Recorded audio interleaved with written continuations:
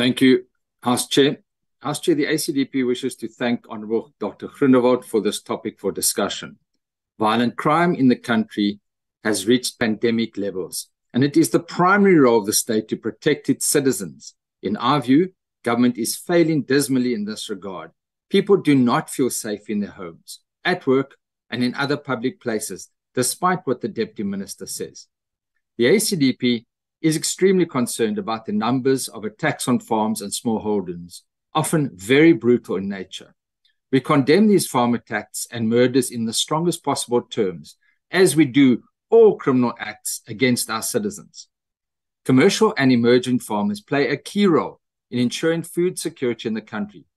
Besides the tragic loss of life and injuries to farmers and farm workers, food security is clearly threatened by these ongoing attacks. Government's National Rural Safety Strategy must be reviewed. The government has implemented commendable steps to fight the scourge of gender-based violence in the country, but is in our view not doing enough to protect another very vulnerable sector, and that is the agricultural community.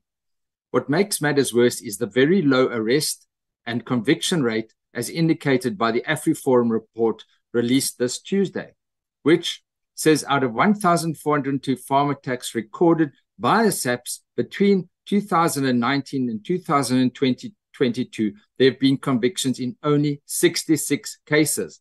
This is disgraceful.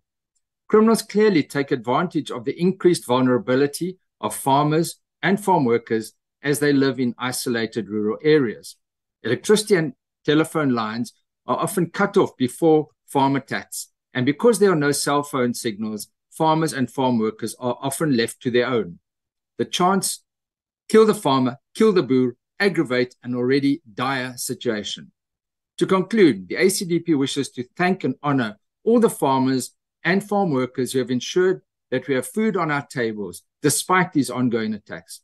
We wish to thank all those dedicated police officials, neighbourhood and farm watchers that have assisted in protecting farmers and their workers and have arrested some of the suspects in these cases.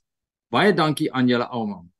Lastly, we call on all South Africans to pray for the protection of farmers and their workers at this time, as well as to pray for the families and friends of those who have been murdered or who are recovering from their injuries. Indeed, we need to pray for all the victims of crime in society. How much longer will we as citizens tolerate these unspeakable acts of violence against our citizens? I thank you.